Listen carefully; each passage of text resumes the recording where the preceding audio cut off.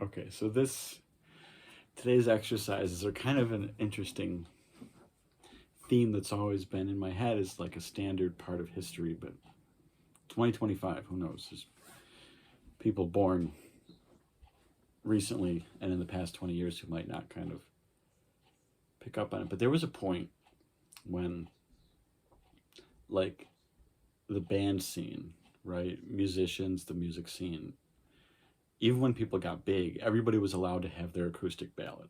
You know, some bands just had one where they just stopped all the electric work and then just started to they would do one or two like emotional riff songs or whatever. This is like, you know, alt rock, like alternative, I guess, rock at the time, or, you know, grunge. Grunge was fading out by the 2000s. You know, everybody seemed to have their like acoustic ballad. And like they've taken this off. The Goo Goo Dolls had their She painted up your secrets, the lies they told to you. The least they ever gave you was the most you ever knew. She wonders where these dreams go as the world gets in her way. What's the point in all this screaming? No one's listening anyway.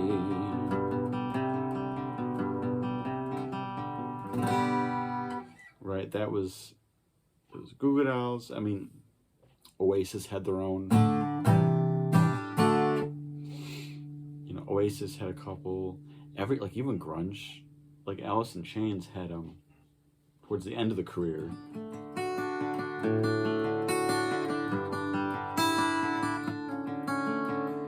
Hey, ain't never coming home. It was really high. Like for me, it's high. Hey, I ain't never coming home.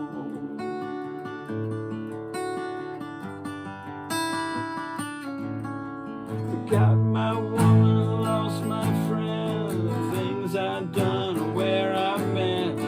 Sleeping, sweat, the mirror's cold. See my face is growing old. Scared to death, reasons why. Do whatever to get me by. Think about the things I've said. What was that? Don't Follow. That was a very simpler acoustic. Like all these bands, you know, I mean, even like Filter.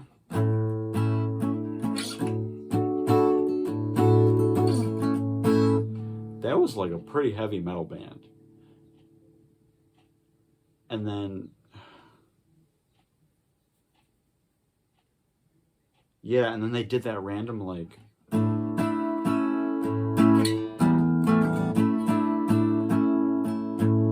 wake on my airplane, wake on my airplane, my skin is bare, my skin is theirs. Wake on my airplane, wake on my airplane, I feel so free. I don't know, as you won't take my picture.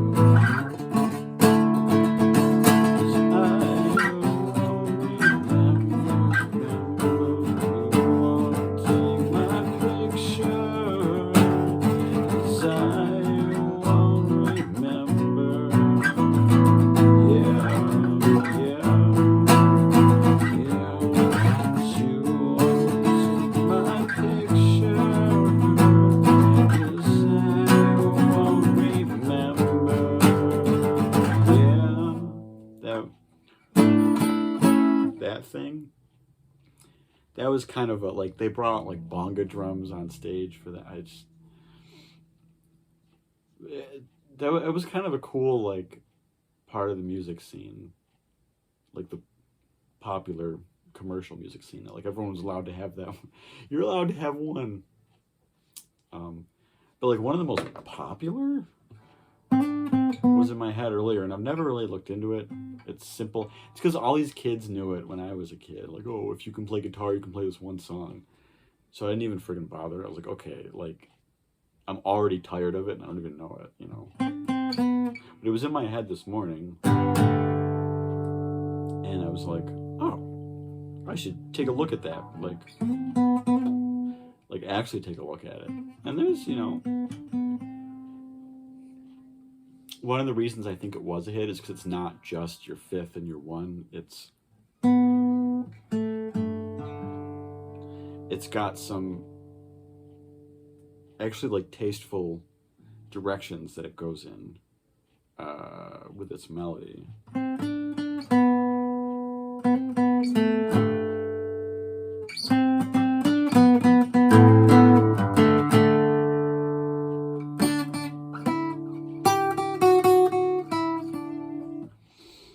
Yeah, I'm gonna bring it because it's that G is way too. Listen to my voice. That G is way too low for me, so I'm gonna crank it up here and just like pretend it's.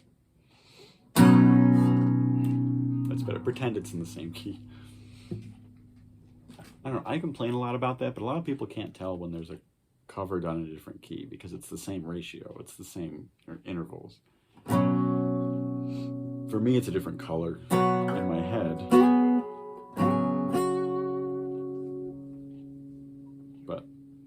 It's a pretty song. I might as well do it. You know, it's good for my musical exercises too.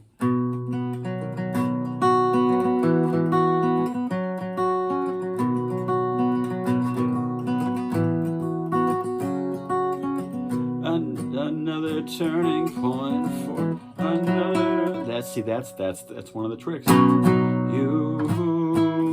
Another turning point, a fork stuck in the road. Time grabs you by the wrist, directs you where to go. So make the best of this task known as why. It's not a question, but a lesson learned in time. It's something unpredictable, in the end is right. I hope you have the time of your life.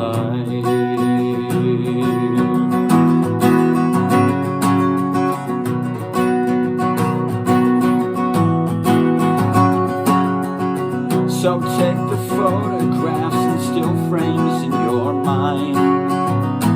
Hang it on a shelf in good health and good time.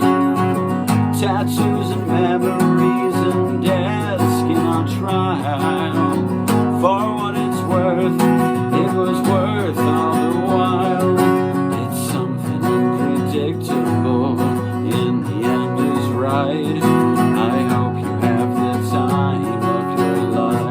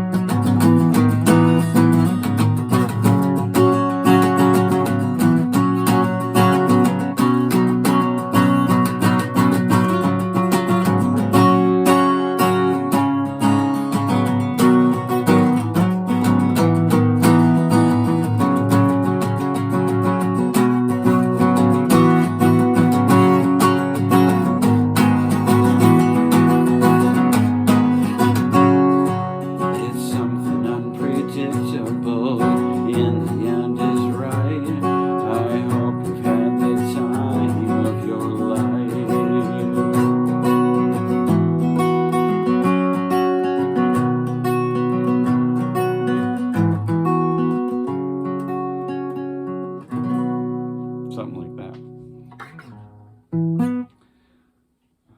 Yeah.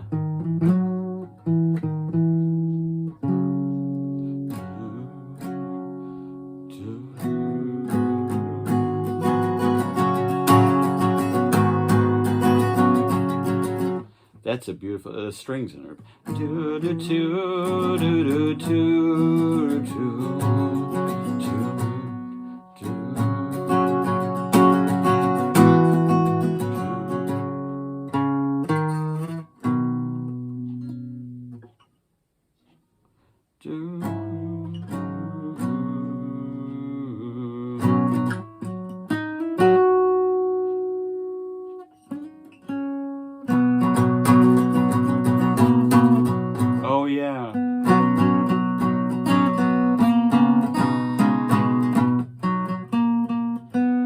down below the root, I think.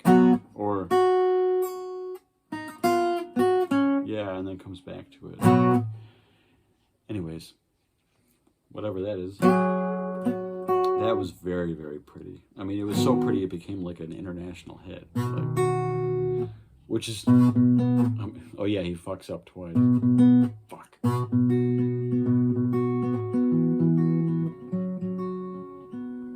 And like somebody had to do it. I think that's one of those things that like Oasis did like a...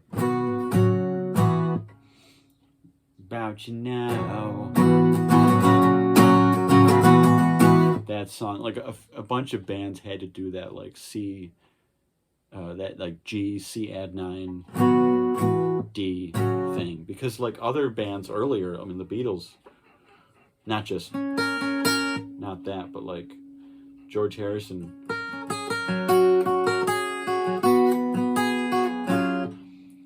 that was a pretty great like higher melody with that similar kind of shape and stuff. I mean, and even like, that's James Taylor, but that might be in the A shape. It's still like a major chord with the third.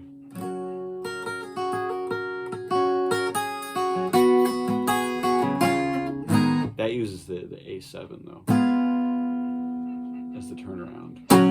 But right, that's a really... I'm glad it hasn't been overdone, you know? At least I don't think it's been overdone. But like, someone had to do those, and they made hits out of them. Which, you know, is really cool. I'm trying to think of other, like... Everyone's allowed to have their acoustic... I mean, there was also piano ballads, right? The Coldplay...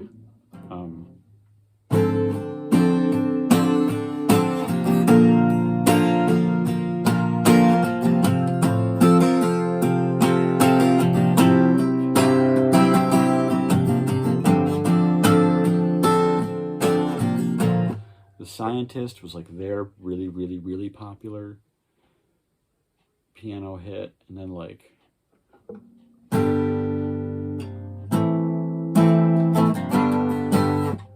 Long December was the Counting Crows, like very, very famous piano ballad that like got a publicity kind of hit. Everything did, but like that got the most. Long December, there's reason to believe maybe this year will be better than the last.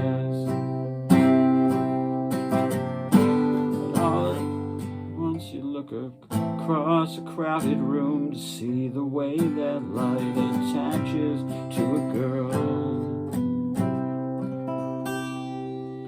And it's one more day up in the canyon, and it's one more night in Hollywood. Yeah.